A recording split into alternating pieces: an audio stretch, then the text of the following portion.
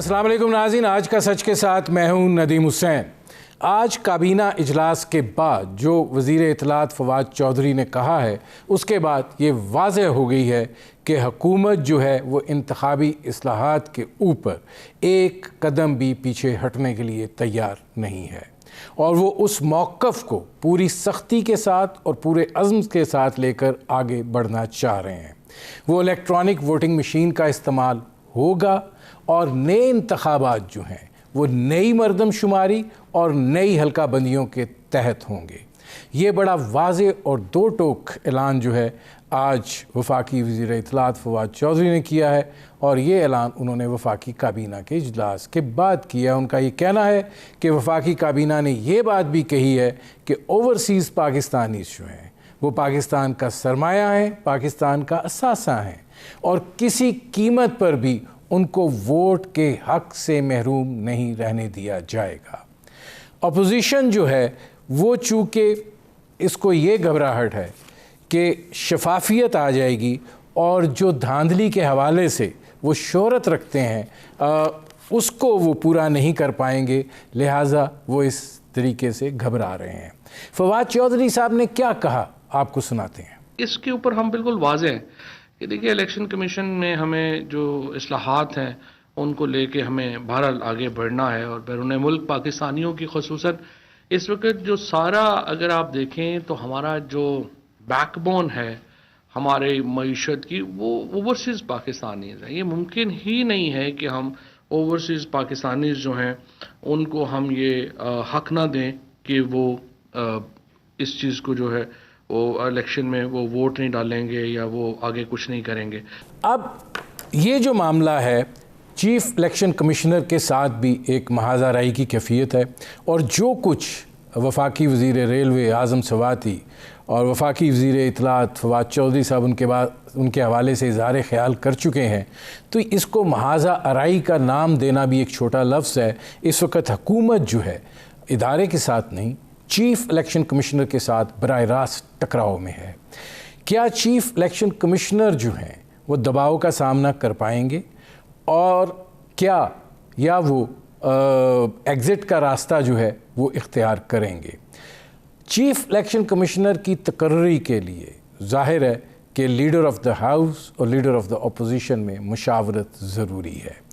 ये मुशावरत इस चीज़ का भी वाज़े ऐलान हो चुका है कि इमरान खान साहब जो हैं वो शहबाज शरीफ साहब से बात करने के लिए तैयार नहीं है, मुशावरत तो दूर की बात है। ऐसी सूरत हाल में अगर हुकूमत जो है वो नया चीफ इलेक्शन कमिश्नर यकतरफ़ा तौर पर उसकी तैनाती अमल में लाती है तो फिर उसकी कानूनी हैसियत क्या होगी और क्या अदालत उज़्मा जो है वो इस हवाले से कोई ऐसा फ़ैसला दे सकेगी कि जो आइन की किताब से हट कर हो। ये भी एक अहम सवाल है।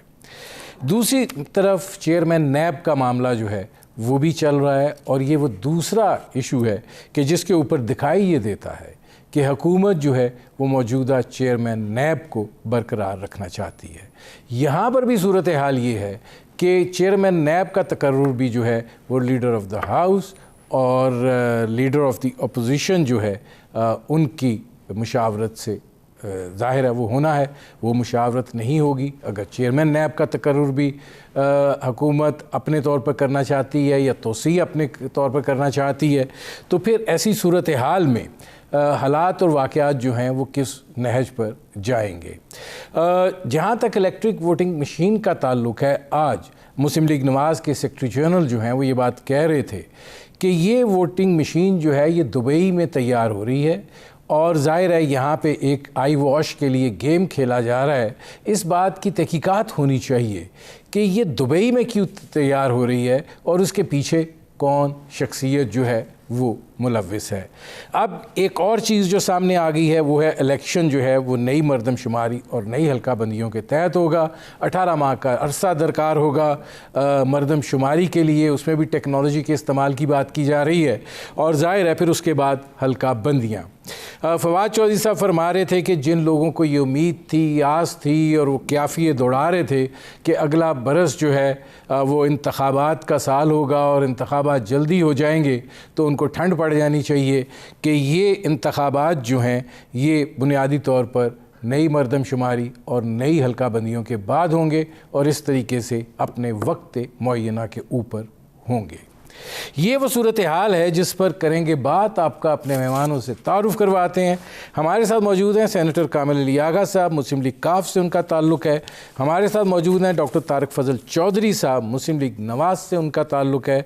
हमारे साथ मौजूद हैं शैला रज़ा साहबा, पाकिस्तान पीपल्स पार्टी से उनका ताल्लुक़ है। और हमारे साथ मौजूद हैं सेनेटर कामरान मुर्तज़ा साहब, जमीयत उलमा इस्लाम फॉर जमात ग्रुप से उनका ताल्लुक़ है और वो माहिर कानून हैं। डॉक्टर तारिक फजल चौधरी साहब, ये फरमाइएगा कि दिखाई ये देता है कि मुस्लिम लीग नवाज़ जो है वो अपनी अंदरूनी मुश्किलात में भी घिरी हुई है। ऐसी सूरत हाल में आप समझते हैं कि वो दबाव क्रिएट कर सकेगी और वो सिलसिला जो है उसको आगे बढ़ा सकेगी जिसके लिए कोशिशें, क्योंकि आज फिर मरीम नवाज़ साहबा का बयान आया है कि वोट को इज़्ज़त दो का बयानिया चल रहा है, जबकि हम माजी में देखा है, माजी करीब में कैंटोनमेंट बोर्ड के इंतखाबात में कि वहाँ पे तो काम को इज़्ज़त दो का बयानिया चला था। बिस्मिल्लाहिर्रहमानिर्रहीम। बहुत शुक्रिया नदीम साहब। दो बातें बुनियादी तौर पर मैं आपसे करना चाहूँगा। एक तो आपने जो पाकिस्तान मुस्लिम लीग नून की सूरत के हवाले से बात की, अल्लाह ताला के फजल से पाकिस्तान मुस्लिम लीग नून का माजी आपके सामने है, इंतहाई शानदार माजी रखती है। पाकिस्तान में अगर खिदमात के हवाले से देखा जाए, रिफॉर्म के हवाले से देखा जाए, तो जितनी बड़ा मैं समझता हूँ कि एसेट और जितना बड़ा बात करने के लिए मवाद हमारे पास है कि हमने इस मुल्क और कौम की क्या खिदमत की है, ये एसेट किसी जमात के पास भी नहीं। दूसरी बात, मौजूदा हालात में पार्टी बिल्कुल यकजान मुतहद होकर आगे बढ़ रही है और हम तंजीम साजी से लेके अपनी पार्टी को हर हवाले से। तारिक फजल चौधरी साहब, एक सवाल यहाँ पे पैदा होता है कि आप ये बात कह रहे हैं तंजीम साजी की, मसला क्या है? जहाँ पे शहबाज शरीफ और हमज़ा साहब होते हैं तंजीम साजी के हवाले से, वहाँ मरीम नवाज़ नहीं होती, और जहाँ पे मरीम नवाज़ होती हैं वहाँ पे शहबाज शरीफ साहब और हमज़ा शहबाज नहीं होते। देखिए, मेरा ख्याल है कल तो नदीम साहब आपको ये बात नहीं कहनी चाहिए। कल जो हमारे जो डिविजनल सदर के इस वक्त मीटिंग हो रही हैं, जिसकी क्यादत जो मियां नवाज शरीफ साहब खुद कर रहे हैं और चीफ गेस्ट कल जो है वो हमारे मियां शहबाज शरीफ साहब थे, वो तो आपके जो टीवी चैनल है, इसका जो ऑफिस है, इसके बिल्कुल सामने, रोड के सामने हमारा सेक्रेटेरिएट है PMLN का, और वहाँ पे ये इजलास हुआ। हमारे रीजन वाला डिवीजन के सारे साथी आए और उसमें मियां नवाज शरीफ साहब मौजूद और शहबाज शरीफ साहब मौजूद, मरीम नवाज शरीफ मौजूद, हमजा शहबाज शरीफ मौजूद। उसके बाद तो मेरा ख्याल है ये सवाल आपको करना ही नहीं चाहिए। दूसरी बात मैं उस पर आऊँगा कि जो आपने बात की अपने इब्तदाई बयान में, देखें बात यह है कि मुल्क एक निज़ाम के तहत चलता है। हुकूमत किसी की भी हो, वो उसकी स्वीट विल से, जिसे उसकी सवाबदीद कहते हैं या मर्जी कहते हैं या मंशा कहते हैं, उससे मुल्क नहीं चलता। मुल्क एक मैनुअल के तहत चलता है जिसका नाम मुल्क का आइन है। अल्लाह ताला ने दुनिया को चलाने के लिए जो मैनुअल बनाया है उसका नाम कुरान पाक है। एक आपका जो हाथ में मोबाइल फोन है वो भी मैनुअल के बगैर नहीं चलता, तो मुल्क मैनुअल के बगैर कैसे चल सकता है? और उसमें ये लिखा है कि इलेक्शन उन्हीं कवायद और जवाबित के तहत होंगे जो आईने पाकिस्तान में दर्ज है। आज अगर कोई ये चाहता है जनाब कि हम अपनी मर्जी मुसल्लत करके इलेक्शन करवा लेंगे और उन कवानीन से हट के करा लेंगे जो आइन में दर्ज है, तो ये उसकी, मैं ये कहूँगा कि दीवाने का ख्वाब तो हो सकता है, लेकिन इसमें हकीकत कोई नहीं है। ठीक है तारिक फजल साहब, मैं आता हूँ क्योंकि ये जो बात है जी, तारिक फजल साहब मैं इसको जरा ओपन कर लूँ और मैं आखिरी एक चीज अर्ज कर दूँ कि चीफ इलेक्शन कमिश्नर के हवाले से जो तकर्री हुई वो मुशावरत से हुई है, और चीफ इलेक्शन कमिश्नर जो है वो किसी वजारत के सेक्टर नहीं होते हैं कि वो वज़ीर आज़म जब चाहें एक हफ्ते में 7 सेक्टर बदल दें। उन्हें हटाने का एक तरीका है और सुप्रीम जुडिशल काउंसिल है, उनको हटाया नहीं जा सकता। और कोई भी इदारा, कोई भी फर्द अगर हुकूमत के मर्जी मंशा और उनकी तारिक साहब, मैंने चूंकि ये इस पे अलग अलग बात करनी है, मैं आता हूँ जी तारिक साहब, मैं आता हूँ क्योंकि चीफ ये अलग इस पे बात होगी। कामिल अली आगा साहब, ये फरमाइएगा, आप हुकूमत के इत्तेहादी हैं, आप क्या समझते हैं, आप इस हक में हैं कि इलेक्ट्रॉनिक वोटिंग मशीन का जो है वो इस्तेमाल होना चाहिए, और आप इस हक में हैं कि बग़ैर होमवर्क किए ओवरसीज़ पाकिस्तानीज़ को भी वोटिंग का हक जो है वो मिलना चाहिए? देखिए, मेरी छोटी गुजारिश है, बात यह है कि इसमें कोई शक नहीं कि दुनिया अब टेक्नोलॉजी की दुनिया है, और नई टेक्नोलॉजी जो भी आएगी, जो भी इंट्रोड्यूस होगी, उससे मुस्तफ़ीज़ होना, फ़ायदा अगर फ़ायदे में है तो उससे मुस्तफ़ीज़ होना चाहिए।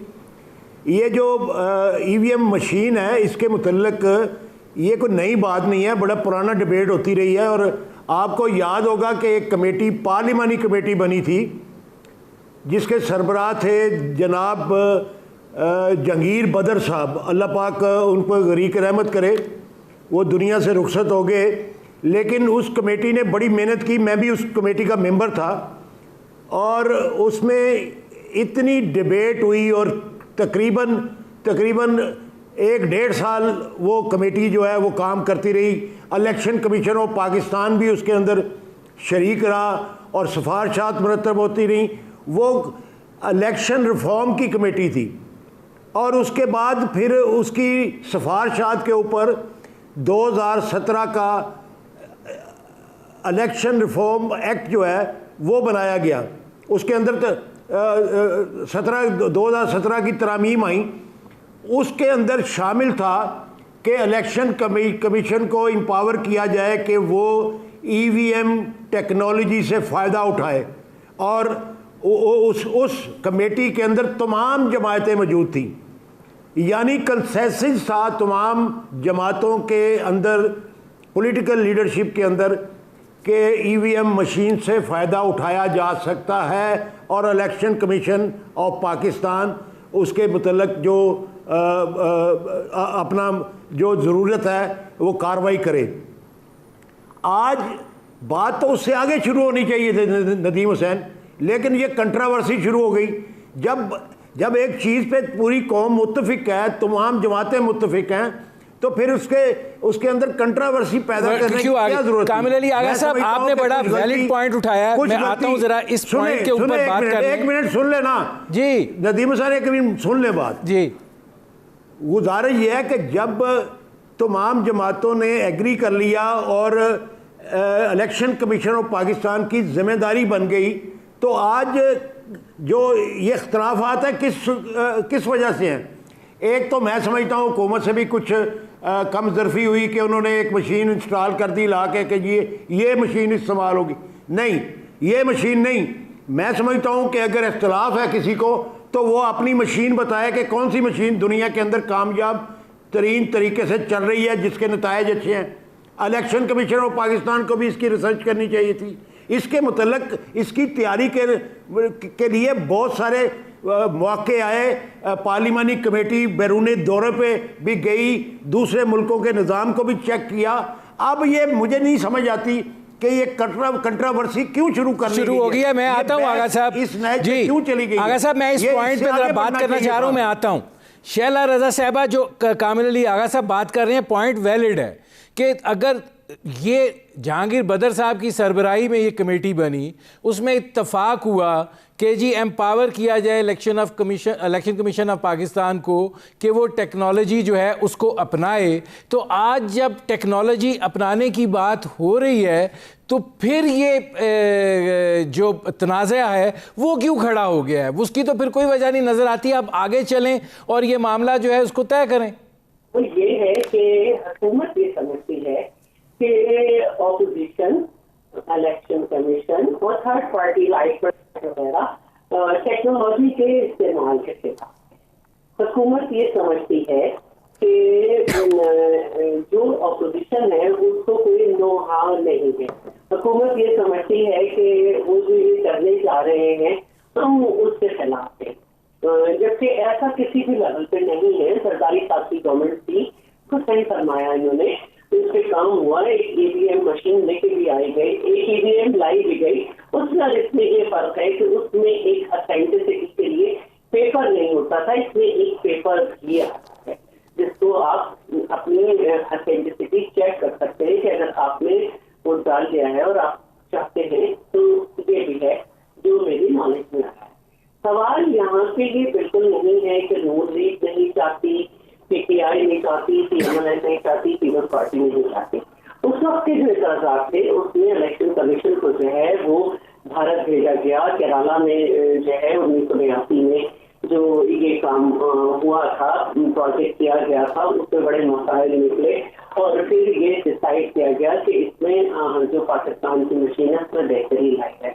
फिर 2017 में भी मजीद इस पर रिफॉर्म्स हुई और ये हुआ। अब जो बात है तो ये है कि देखिए इलेक्शन कमीशन का काम है कि आईनी जो उसकी जिम्मेदारी है इलेक्शन कराना, और जो हुकूमत हो उसका काम है इंतजामिया प्रोवाइड करना कि सही तरीके से हो जाए।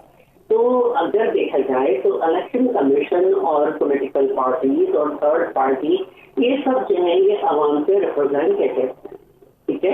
अब अगर इनके सहन में कोई सवाल आए, कोई रिजर्वेशन है, कोई ऑब्जेक्शन है, तो हुकूमत उससे ये परसेप्शन क्यों बना रही है कि ये ईवीएम की इस्तेमाल के खिलाफ। हुकूमत को हमवार होकर हर शख्स का हर सवाल का जवाब देना है। अभी तो सिर्फ सेल्फिश ऑब्जेक्शन है, इसमें ऐसी क्या बात है। हुकूमत का काम होता है क्योंकि हुकूमत खुद टेक्निकली जो है वो उस तरह से कोई मिनिस्टर साउंड नहीं होगा, जो एक इंजीनियर होगा जो उसका जिन्होंने ये सब इंट्रोड्यूस कराया है उसको दिखाएं, उससे आम आवाम को टीवी उसका टाइम करें, फिर उसमें आम आवाम को बताया जाए ये क्या है, असेंबली में लाके बात की जाए, सुबह असेंबलियों में भेजा जाए, इससे हम सब सवाल उठे। हम 168 मेंबर हैं, हम चार इतराज़। ठीक है नाज़रीन, हमारी गुफ्तगू जारी है, एक मुख्तसर से कमर्शियल ब्रेक का वक्त हुआ है, मिलते हैं इस वक्फे के बाद।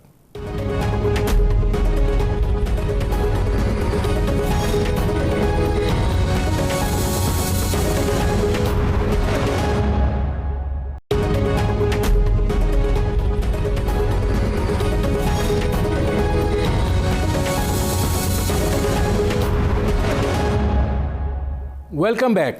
अब कामरान मुर्तज़ा साहब, आपसे दो सवाल हैं। पहला सवाल आपसे ये है कि देखिए क्या टेक्नोलॉजी का इस्तेमाल जो है वो दुरुस्त नहीं है। अगर हुकूमत इलेक्ट्रॉनिक वोटिंग मशीन इस्तेमाल करना चाहती है, और वो अपोजिशन को floor of the house Imran Khan ने कहा था, वज़ीर आज़म साहब ने, कि आप आएँ बैठकर बात करें, इसके ऊपर बात करने के लिए भी तैयार नहीं है। और हुकूमत अगर एडमेंट है उसको करने के लिए, और वो अगर पार्लियामेंट से अपनी अददी अक्सरियत पर मुश्तरका इजलास से बिल मंजूर करवा के इस मामले को लेके आगे बढ़ती है, तो फिर क्या सूरत हाल होगी? देखिए, बात इसको संभालना जो है ना, और किसी की बस की बात नहीं होती। जो इस वक्त जो गवर्नमेंट है, सिटिंग गवर्नमेंट, जो सिटिंग लोग हैं, किसी बात को बिगाड़ना हो तो इनके हवाले करते हैं। सेक्शन 103 है इलेक्शंस एक्ट का, इसमें दो बातें थी, electronic voting and biometric verification. अच्छा, इसमें जो दो बातों में से ये तो ऑलरेडी दोनों बातें मौजूद थी सेक्शन 103 में। इसको अब ये ग्रेजुअली जो है ना वो मामलात को लाना था। हमने कहा कि इसमें ऐसे करते हैं कि फ़र्स्ट फेज़ में जो है ना ये बायोमेट्रिक वेरिफिकेशन वाला मामला जो है, यानी मैं अंगूठा रखूँगा और आइडेंटिफाई हो जाऊँगा साथ ही कि मैं कामरान मुर्तज़ा हूँ। ये नहीं वो जो धांधली वाली बात है या जो पर्सोनेशन है, जो एक ही जगह भी वोट कास्ट करता है, वो तो कम अज़ कम ख़त्म हो जाएगा ना। चलो आओ इधर से इब्तिदा करते हैं। यहाँ उधर पेट में दर्द शुरू हो जाता है फ़ौरन कि जी नहीं, ये नहीं हो सकता, ये नहीं हो सकता, ये इससे ये हो जाएगा, इससे ये मसला पैदा हो जाएगा। फिर दूसरी हमने कहा कि ऐसे करते हैं, ये इसके बाद जो है ना लोकल बॉडीज़ इलेक्शन है, और उससे भी पहले जो है ना कंटोनमेंट बोर्ड के इलेक्शन अभी हुए हैं, तो इसमें ये मशीनें जो है ना वो टेस्ट करते हैं, तो पता चलेगा इस मशीनों में कितना दूध है, कितना पानी है। इसमें भी जो है ना वो इस्तेमाल नहीं करना था। नहीं जी, उसमें जो है ना वोट ज़्यादा होते हैं, वोट कम होते हैं। तो हम डसे हुए हैं RTS के, हम डसे हुए हैं 2018 के इलेक्शन के। ये उसके बाद जो है ना वो एक तरीका वारदात था RTS का, अब एक दूसरा तरीका वारदात है। ये तरीका वारदात जो है ना इन्होंने अपने हिसाब से वो करना है, तो वो करने की कोशिश करें, मगर इससे पाकिस्तान को तो कोई फ़ायदा नहीं होगा। पाकिस्तान का नुकसान तो पहले एक इलेक्शन के ना मानने के नतीजे में आप कर चुके हैं। 2018 के नतीजे में आपको हुकूमत तो मिल गई, लेजिटिमेसी तो नहीं मिली। आज भी लोग आपको कहते हैं कि नहीं आप सिलेक्टेड हैं, और आप साबित करते हैं हर रोज़ कि आप सिलेक्टेड हैं। आपकी गवर्नमेंट जो है ना सिलेक्टर्स ने बचाई है बलूचिस्तान में। किसने बचाई है? कौन कौन था? नाम बता दें आपको। तो ये जब सब कुछ जो है ना आपको बचाना, आपको जो है ना बरकरार रखना, आपके सारे मामला जो है वो सिलेक्टर्स के हाथ में, तो अब उसके बाद जो है ना हम किस तरह से एतबार कर लें कि ये मामले में। अच्छा, अब इसमें एक और सवाल है कामरान मुर्तज़ा साहब, आपसे ही लेके मैं बढ़ रहा हूँ, फिर यही सवाल मैं सबसे करता हूँ। गुजारिश ये है कि अब ये जो एक टकराव है, बड़ा बराह रास्त टकराव है चीफ इलेक्शन कमिश्नर और हुकूमत के दरमियान, रास्ता क्या है? क्या हुकूमत इस हद तक प्रेशराइज कर सकती है कि चीफ इलेक्शन कमिश्नर खुद इस्तीफ़ा दे दें? दूसरा रास्ता तो फिर सुप्रीम जुडिशल काउंसिल का है, या कोई इसके अलावा भी कोई तीसरी ऑप्शन है? तीसरा, पहला, दूसरा, सारे रास्ते जो है वो दस्तूर से निकलते हैं। हमारा मसला ये है इस पाकिस्तान में, इस पाक सरजमीन में, कि हमने दस्तूर को नहीं मानना, हमने दस्तूर की रूह के मुताबिक इस पे अमल नहीं करना, हमने इसको वायलेट भी करना है और साथ कहना है कि नहीं हम दस्तूर का बहुत एहतराम करते हैं। इस सबज़ किताब का जो है ना, कुरान के बाद इस सबज़ किताब का एहतराम करना कर दें, रास्ते ही रास्ते हैं, सारे रास्ते जो है ना वो पाकिस्तान की तरक्की की तरफ जाएंगे। हमने इसका नाम लेते हुए झूठ बोलना है, हमने इसके नाम लेते हुए मुनाफिकत करनी है, हमने वो अपने फ़ायदे की बात करनी है।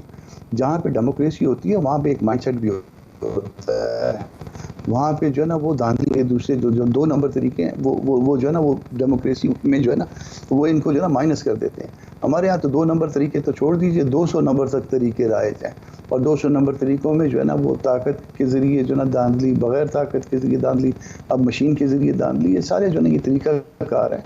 अब अगला और कोई नज़र कुछ आ नहीं रहा, महंगाई है, लोग पिसे हुए हैं, लोग जो है ना बद्दुआएं दे रहे हैं। अब जो है ना वो मशीन का इस्तेमाल करने का जो है ना कि मशीन के ज़रिए वो कहेंगे नहीं ये तो मशीन है, तो मशीन झूठ थोड़ी बोलती है।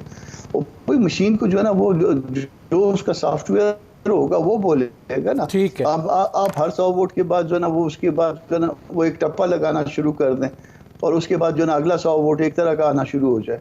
अगर सॉफ्टवेयर में ये फीड हुआ है तो फिर कौन इसको चेंज करेगा, कौन फेस करेगा? मैं आता हूँ कामरान मुर्तज़ा साहब, चेक कर सकते हैं जी। कामिल अली आगा साहब, आप ये फरमाइएगा कि जाहिर है कि अब ये अगर इतनी टकराव की ये कैफियत है तो फिर ऐसी सूरत हाल में दिखाई तो ये देता है कि किसी एक को जो है वो पीछे हटना पड़ेगा। तो आपको हुकूमत पीछे हटती हुई दिखाई देती है, चीफ इलेक्शन कमिश्नर पीछे हटते हुए दिखाई दे रहे हैं? देखें, ये बड़े बड़े कौमी मसाइल जो होते हैं इसके अंदर नदीम हुसैन सबसे बेहतर सूरत हाल तो होती है इत्तफाक राय, यानी अपोजिशन और हुकूमत जो है किसी चीज़ के ऊपर मुत्तफिक हो जाए। अगर वो नहीं होते तो उसके बाद ज़ाहिर है लेजिस्लेशन हल होता है, और लेजिस्लेशन के लिए एक प्रोसीजर मौजूद है, और वो भी बहस व मुबासे के बाद एक कानून की शक्ल सामने आती है। तो मैं समझता हूँ कि पार्लियामेंट के फ़ैसले जो हैं वो सबसे अहसन फ़ैसले होते हैं। अगर वो इत्तफाक राय से हो जाएं तो बहुत बेहतर, अगर इत्तफाक राय से नहीं और अपना मेजॉरिटी से, एक सिंपल मेजॉरिटी से भी कोई कानून साजी हो जाए तो वो भी बालातर होती है हर तरीक़ाकार से।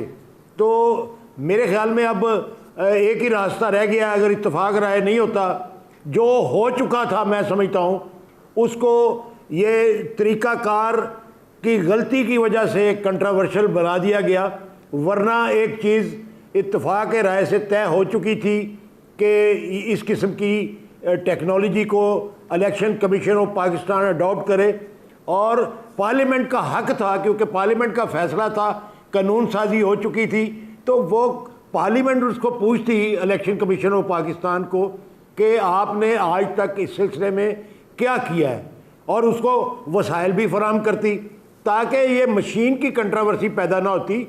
मशीन जो है वो इलेक्शन कमीशन ऑफ पाकिस्तान अपनी मर्जी से तय करती कि वो कौन सी मशीन होगी। अब अगर हुकूमत ने एक सैंपल रख दिया है तो इलेक्शन कमीशन ऑफ पाकिस्तान को अपना एक सैंपल ला के सामने रखना चाहिए था कि ये इस तरीके से ये वाली मशीन जो है उसके ऊपर ज़्यादा एतमाद किया जा सकता है।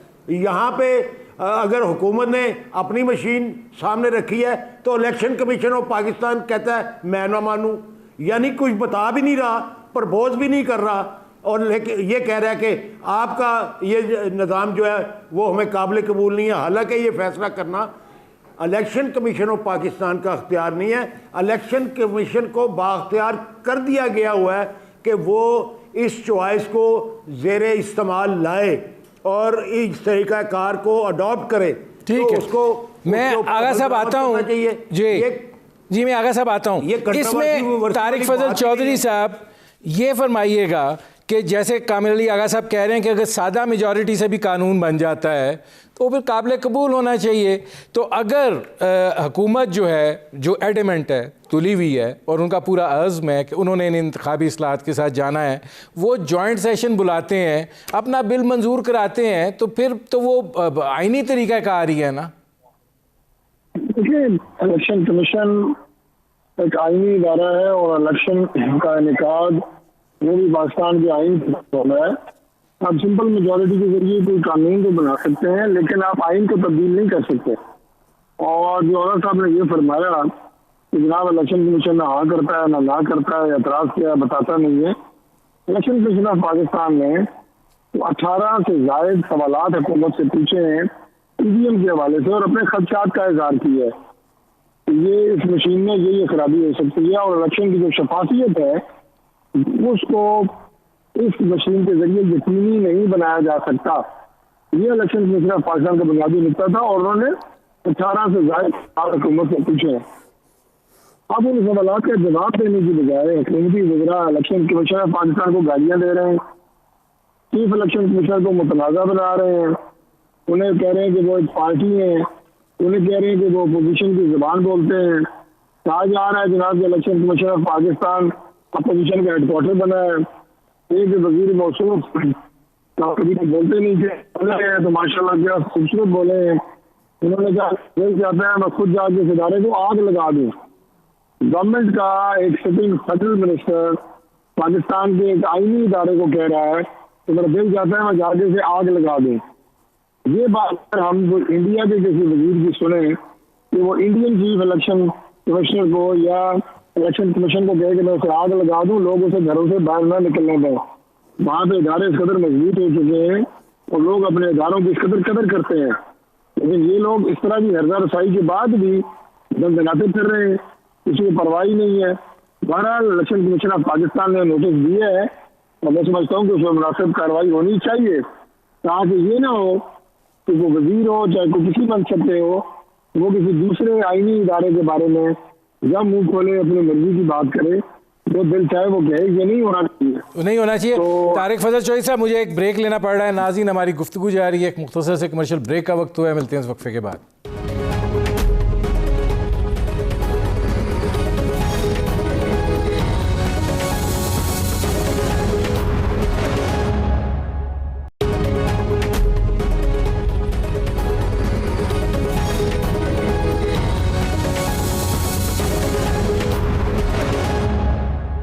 Welcome back. शैला रज़ा साहब, अब आपसे दो सवाल हैं। पहला सवाल ये है कि जाहिर है ये ईवीएम पे तो बात हो रही है, लेकिन पहला सवाल आपसे ये है कि आज फवाद चौधरी साहब ने ये कहा है कि नथिंग डूइंग, ओवरसीज़ पाकिस्तानी हमारा असासा हैं और हम उनको उनके वोट के हक़ से महरूम नहीं रख सकते, हम यकीनी बनाएंगे कि वो वोट जो है वो कर सकें। आपको क्या तहफ़्फ़ुज़ात हैं? मुझे तहफ़्फ़ुज़ात ये हैं कि जो मैंने माहिर क़वानीन को सुना है ईवीएम में भी और बैरून मुल्क पाकिस्तान के लिए भी, पाकिस्तानियों के लिए भी, कि इसमें आइन में तरमीम होंगी। और ईवीएम के लिए तो उन्होंने कहा है कि अगर इसको ऑर्डिनेंस को आइनी शक्ल दी गई तो 218, 219, 20 और 22 जो आर्टिकल है उसमें तब्दीली की जाएगी। तो आप ज्वाइंट सेशन के जरिए आईनी तरमीम को एक्ट के जरिए नहीं कर सकते। दूसरी बात जो है, जो मैं बार बार कह रही हूँ, ये कह रही हूँ कि भाई हुकूमत ने भी मशीन बैठ के खुद तो नहीं बनाई है ना, कि फवाद चौधरी ने बना दी, असद उमर को एतराज हो गया, या असद उमर ने अनाउंसमेंट कर दी तो फवाद को एतराज हो गया। बात यह है कि उन्होंने भी जो है इंजीनियर्स उनसे बनवाई है। अगर वो ज्यादा, हमसे ज्यादा पढ़े लिखे लोग हैं, हमसे ज्यादा मालूमात रखते हैं हुकूमत के लोग, 18-19 ममालिक में जो है ये एक्सरसाइज की जा रही है, तो आप भी एक बेस्ट ऑप्शन उसको मंगवा लें। और फिर जो हम सबको जो भी ऑब्जेक्शन हो सकते हैं हर लेवल पर, आप नेशनल असेंबली के साथ साथ इलेक्शन कमीशन के साथ साथ प्रोविंशियल असेंबली तक उसे पहुंचाएं और हमारे सवालात के जवाब दें। जब कोई नई इजाद आती है, जब कोई नई चीज होती है, तो लोगों को एक्सेप्ट करने में देर लगती है। आज जो है वो सब मानते हैं कि जमीन चपटी नहीं है, लेकिन जिस वक्त ये बात थ्योरी आई थी तो ऊपर से फेंक दिया गया था साइंसदान को जो है, और उसकी आंखों में भी सलाइयां फिरवा दी गई थी। आज जो है ये बात मानी जा रही है। जब लाउड स्पीकर हुआ था तो इस्तेमाल आया था, और माइक का, तो उस पर भी एतराज आए थे, और आज अल्हम्दुलिल्लाह हम मस्जिद में हर जगह उसको कर रहे हैं। इसी तरह कुछ लोगों को मोबाइल फोन जो है वो फहाशी का जरिया समझ आता है, कुछ लोगों को यूट्यूब बुरा लगता है, कुछ लोगों को कुछ, तो आप उसके पॉजिटिव जो है पॉइंट्स बताते हैं, उसको रखें। अच्छा, आप शैला रज़ा साहब, दूसरा सवाल है, मतलब ये है जी शैला रज़ा साहब, आप दूसरा सवाल है, दूसरा सवाल ये है कि मेरी बात रह गई थी। जी जी जी, मैंने एतराजात में ये भी पढ़ा था कि इलेक्शन कमीशन ने पायलट प्रोजेक्ट मुख्तलिफ जगह किए थे, तो वो ये कहते हैं कि मौसम का असर भी इस पे होता है, कुछ जगह पे 2 बजे के बाद बंद हो गई थी, तो ये वैलिड एतराजात है। फिर पिल्डार्ट जो है वो भी मुतमईन नहीं है। इसमें मैं बार बार हुकूमत से ये पूछ रही हूँ कि भाई आपने, फवाद ने, वजीर आजम ने तो नहीं बनाई ना। जो इंजीनियर्स हैं उनके सामने ये सवाल रखे हैं, उनको कहें कि ये आप मुतमईन कर दें, टेक्निकल टीम बुलाएं और वो मुतमईन कर दें मुख्तलिफ असेंबलीज में और मुख्तलिफ जगह। फिर भी कुछ मसाइल हैं, फिर भी आप वो करें। अच्छा, ये दूसरा सवाल है, आपसे ज़रा मुख्तसर जवाब दीजिएगा कि वो कह रहे हैं कि नए इलेक्शंस जो हैं वो नई मरदमशुमारी और नई हल्का बंदियों के तहत होंगे, उसमें भी वो कुछ तरमीम करना चाह रहे हैं, इस पर ज़रा जल्दी से। मैं यही कह रही हूँ कि जो चीज आईनी तरमीम के साथ है उनको एक्ट के जरिए नहीं किया जा सकता। और जो मैंने, क्योंकि आपके पास टाइम नहीं है, माहिर कवानीन ये कहते हैं कि ये बहुत सारी तब्दीलियां, ये आईनी तब्दीलियां हैं, तो अगर हुकूमत ने इसको एक्ट के जरिए किया तो यकीनन कि बहुत सारे लोग जो हैं वो सुप्रीम कोर्ट जाएंगे और स्ट्राइक डाउन करवाएंगे इन सब चीज़ों।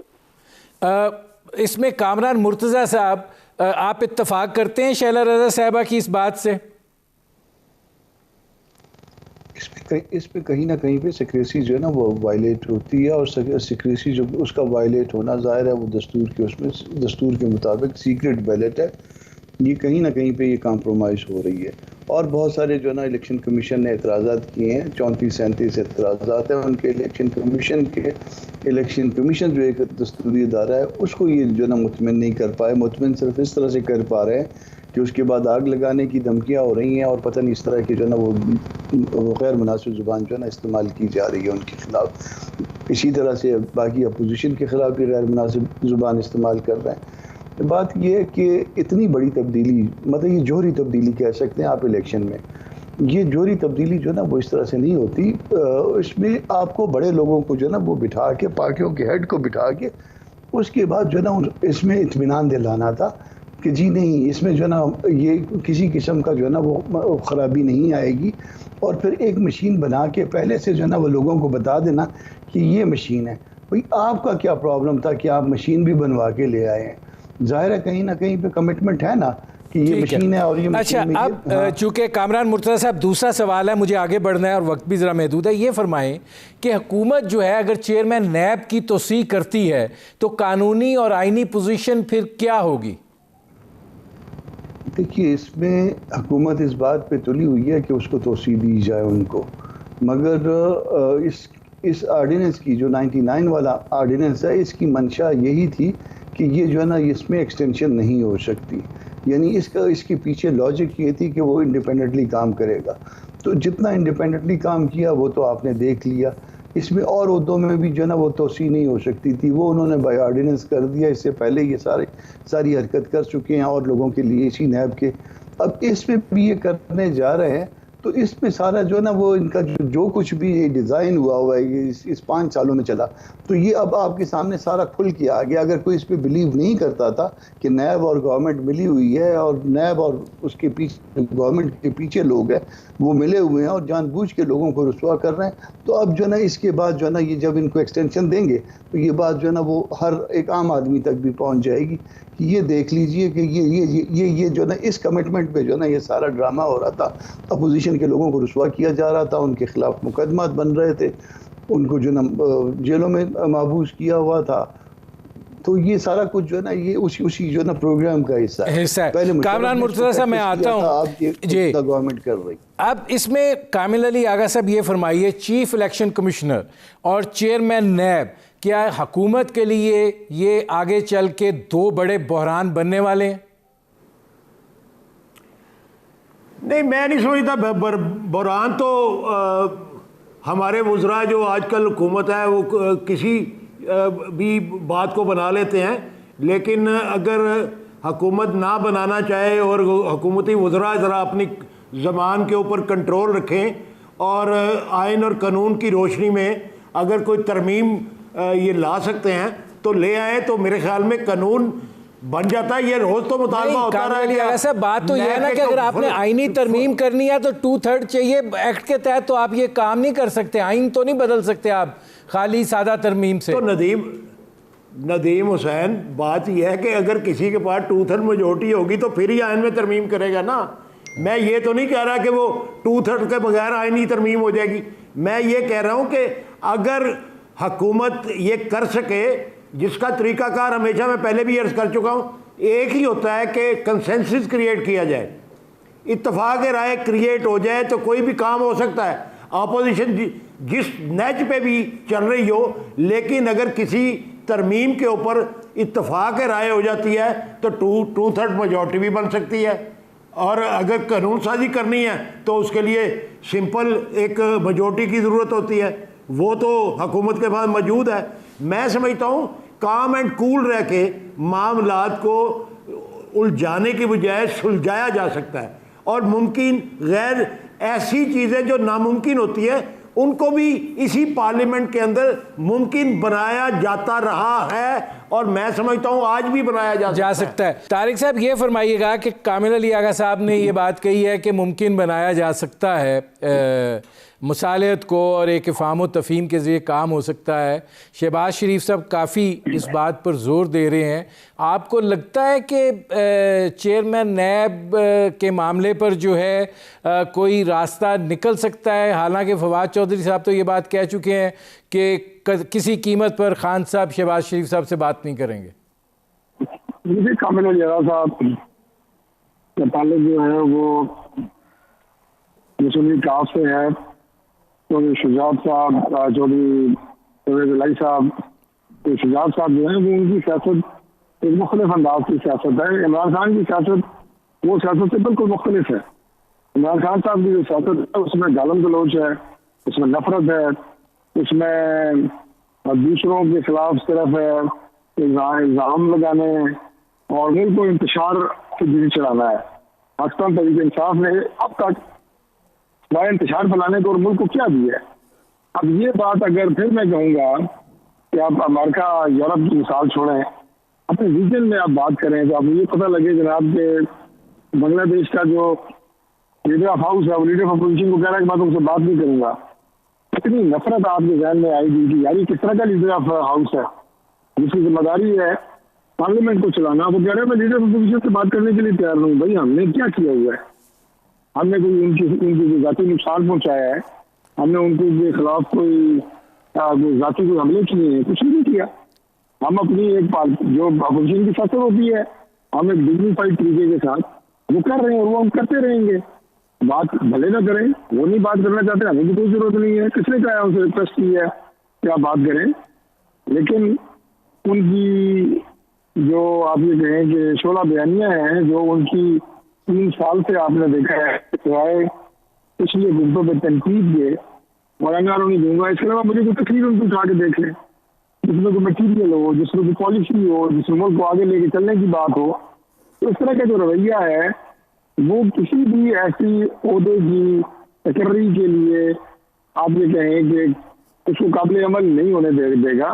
ठीक और हमें कोई ख्वाहिश भी नहीं है। मैं तारिक साहब आता हूँ। अब इसमें शैला रज़ा साहब ये फरमाइएगा कि अगर ये तोसी हो जाती है चेयरमैन नैब की, तो क्या पॉलिटिकल रास्ता क्या है आप लोगों के पास? अच्छा, इसमें भी ये बात की जा रही है कि आइन जो है इस पे खामोश है कि एक्सटेंशन या कुछ। तो अब बात देखिए ये है कि दुनिया के बड़े बड़े मसले जो हैं वो बातचीत होती है, नई बात की जाती है, नया तरीका इंट्रोड्यूस करा लिया जाता है, लेकिन हुकूमत की क्रेडिबिलिटी जो है ना वो एक नहीं है, एक इंतकामी शक्ल जो है, इसके ऊपर एक इंतकामी मिजाज हुकूमत का लेवल लग चुका है। तो इसलिए मैं खुद भी नहीं समझती कि हुकूमत किसी चीज का सलूशन चाहती है। ये जो मीडिया का ऑर्डिनेंस एंड बिल का शोर मच रहा था उसमें भी आप देखें कि हुकूमत को पीछे हटना पड़ा, लेकिन हुकूमत इसमें कामयाब हो गई कि 5-6 दिन जो उसने पेट्रोल की प्राइस बढ़ाई, जो उसने नए टैक्सेस लगाए 5 से 35%, वो पीछे चले गए और ये सारी बातें होती रही कि ईवीएम और ये। तो हुकूमत के मकासद कुछ और है, हुकूमत खुद झगड़े करके दूसरे आड़ में चीजें करना चाह रही है। अच्छा, इसमें कामरान मुर्तज़ा साहब मेरे पास आखिरी 1-1.5 मिनट है। ये तोसी जो है ये सुप्रीम कोर्ट में क्या चैलेंज हो सकती है और फिर उसका क्या नतीजा निकल सकता है? देखिए, उसमें चैलेंज हो भी सकती है, मगर मेरा ख्याल है कि उसका नतीजा कोई किसी कानून के साथ वायलेशन में नहीं निकलेगा, बज़ाते खुद इसी कानून की वायलेशन में निकलेगा। तो अगर इसी कानून को तब्दील कर देते हैं, ऑर्डिनेंस आता है तो ऑर्डिनेंस एक तो असम्बली उसको रिजेक्ट कर सकती है। इसको पास कराना शायद इनको सेनेट से तो कम अज़ कम मुश्किल होगा इस बात का, मगर फिर वो जॉइंट हाउसेस बुलवा के पास करवा लेंगे। तो मेरा ख्याल है कि कोई ऐसा कोई पॉजिटिव रिजल्ट मुझे नहीं लगता कि अदालतों से इसमें कोई हमको मिल जाएगा। कामिल अली आगा साहब, लास्ट वर्ड आप क्या कहेंगे? मेरे ख्याल में देखें, जो पार्लियामेंट का इख्तियार है उसके अंदर सुप्रीम कोर्ट क्यों मुदाखलत करेगी? ये बहस तो की जा सकती है, लेकिन चैलेंज भी किया जा सकता है, लेकिन मैं नहीं समझता कि सुप्रीमेसी ऑफ लॉ जो कि आज जुडिशल एक तर्ज अमल बन चुका है और सुप्रीम कोर्ट पाकिस्तान ज़्यादा प्रेफर करती है पार्लियामेंट को कानून साजी के मामले में, तो वो इस किस्म की कानून साजी जो है उसके अंदर कोई मेरे ख्याल नहीं कोई रिलीफ नहीं देगी। ठीक है, मेरे प्रोग्राम का वक्त ख़त्म हो रहा है। बहुत शुक्रिया सेनेटर कामिल अली आगा साहब, बहुत शुक्रिया डॉक्टर तारिक फजल चौधरी साहब, बहुत शुक्रिया शैला रज़ा साहबा, बहुत शुक्रिया सेनेटर कामरान मुर्तज़ा साहब। नाज़रीन, आपने हमारे पैनल के शुरका की गुफ्तगू सुनी। अब तक के लिए इतना ही, इजाज़त दीजिए, अल्लाह हाफ़िज़।